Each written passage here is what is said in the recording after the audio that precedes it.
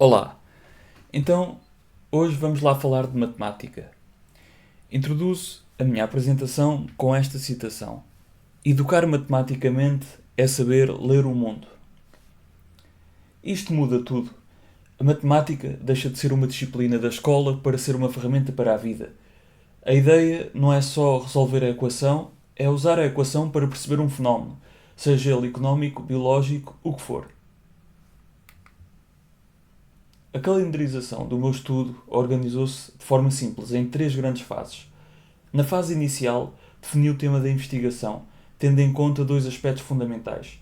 Por um lado, as problemáticas atuais no ensino de matemática, por outro, as necessidades específicas que fui identificando no contexto escolar junto dos alunos. Paralelamente, realizei uma revisão aprofundada da literatura recorrendo aos principais autores da educação matemática. Ainda nesta primeira fase, elaborei toda a planificação curricular da unidade de ensino dedicada às funções racionais. Além disso, construí e validei os instrumentos de recolha de dados, os questionários, as produções dos alunos e as notas de campo, que mais tarde seriam essenciais para a análise do estudo. A segunda fase correspondeu, digamos, à fase prática do estudo. Aqui procurei testar, em contexto real de sala de aula, abordagem didática baseada em tarefas de modelação matemática apoiada pelo uso da calculadora gráfica, exatamente como tinha sido fundamentado no enquadramento teórico. Esta implementação decorreu ao longo de 2 aulas, numa escola em Aveiro, envolvendo diretamente os alunos na resolução de problemas do cotidiano. Por fim, na terceira fase, apresentei os dados recolhidos, discuti os resultados e retirei as conclusões do estudo. Cada tarefa foi analisada à luz do modelo teórico central, o ciclo de Ferri, que serviu de referência para interpretar o processo de modelação desenvolvido pelos alunos.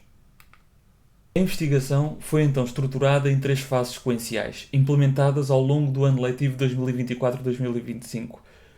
Na primeira fase, fundamentação teórica e planificação da unidade de ensino.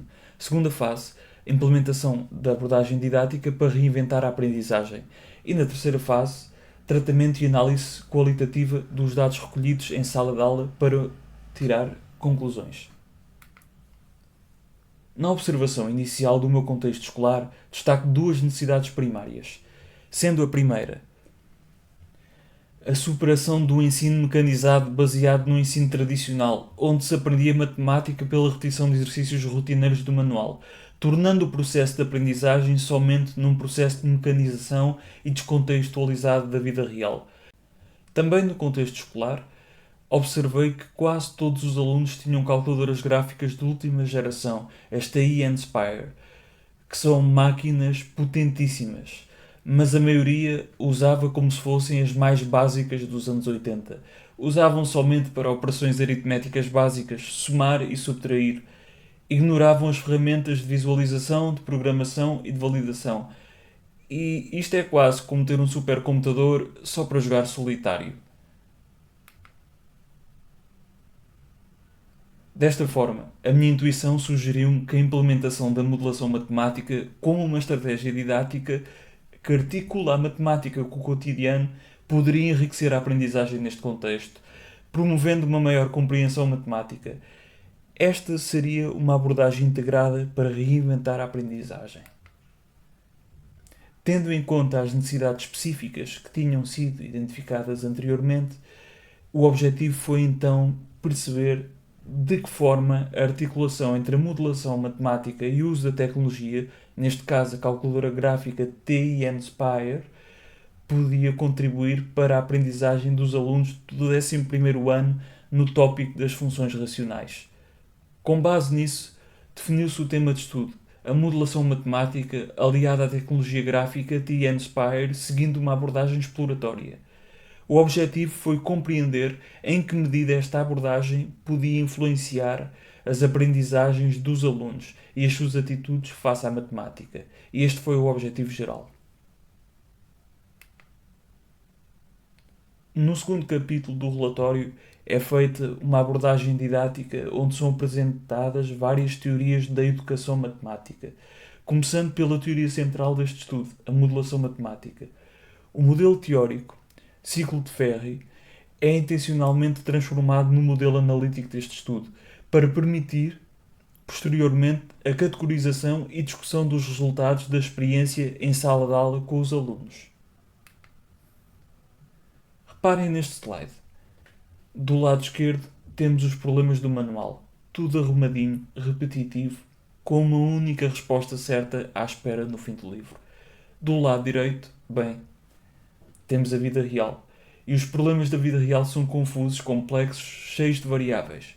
E raramente têm uma solução única. Exigem criatividade. A grande questão é: como é que se constrói uma ponte entre esses dois mundos? E essa ponte, felizmente, tem um nome. Chama-se modelação matemática. É esta a estratégia que pode mesmo ligar a matemática que aprendemos na escola ao nosso cotidiano. Então, o que é isto da modelação matemática? Basicamente, pensem na modelação matemática como sendo um tradutor. É isso mesmo. Pega-se num problema do mundo real, sei lá, calcular a melhor rota de entrega para uma empresa, e traduz-se esse problema para a linguagem da matemática. Depois, claro, resolve-se a matemática e, no fim, traduz a resposta de volta para o mundo real, para uma solução que funciona. É esta a tal ponte que liga os dois mundos, o abstrato e o prático. E atenção a este pormenor, porque é fundamental. Isto não é uma lista de passos um a um e acabou. É um ciclo, e isso muda tudo. Não é um caminho direito. Começa-se no primeiro passo por perceber a situação real, o contexto. Depois cria-se o tal modelo matemático, que pode ser uma equação, um gráfico, o que for. A seguir, resolve-se a parte matemática. E por fim, um passo crucial, volta-se ao problema original para ver se a resposta faz sentido.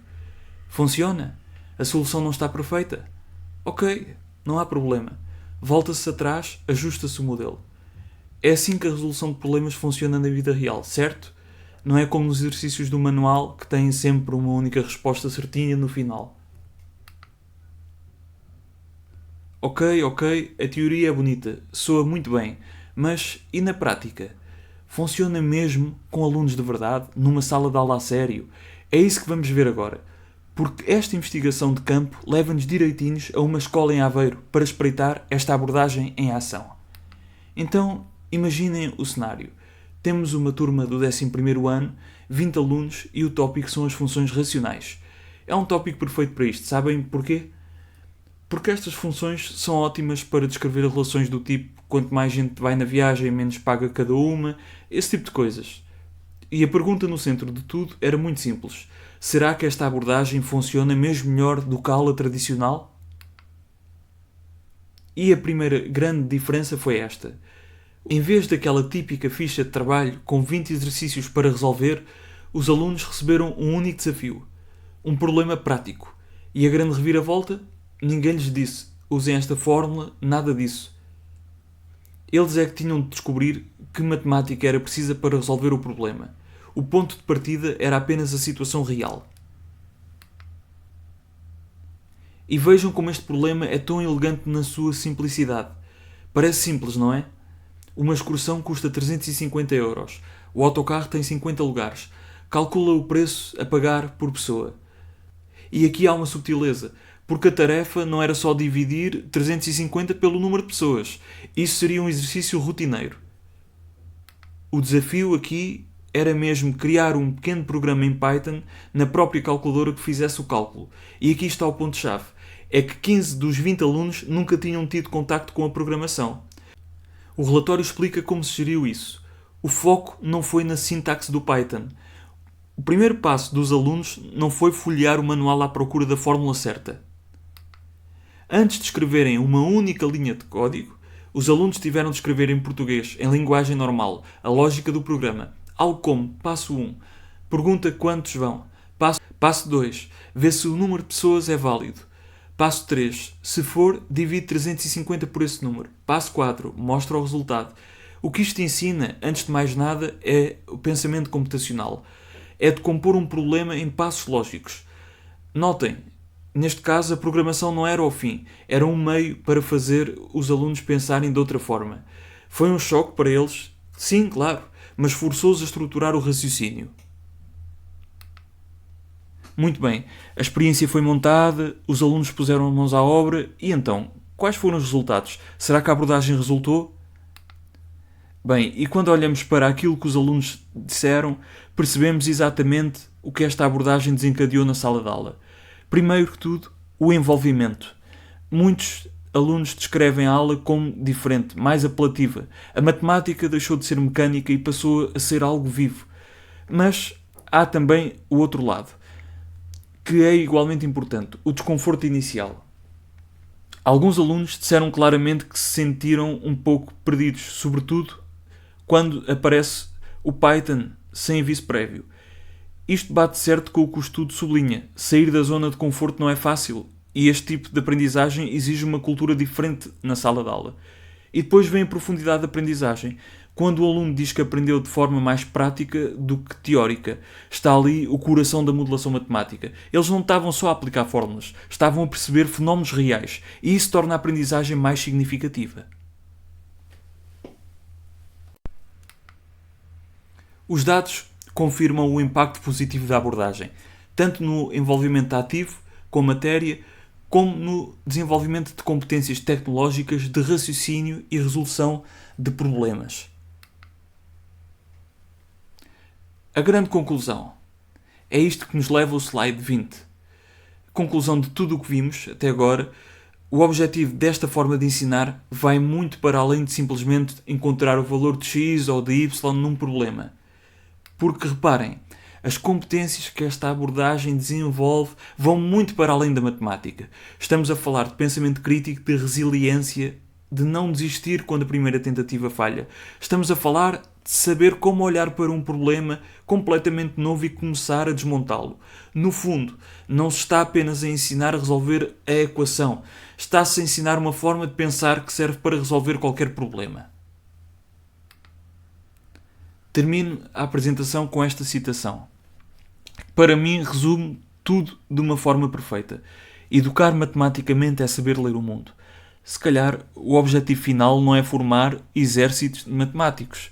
Se calhar, é formar cidadãos que sabem usar a lógica e o raciocínio para ler o mundo à sua volta e tomarem melhores decisões.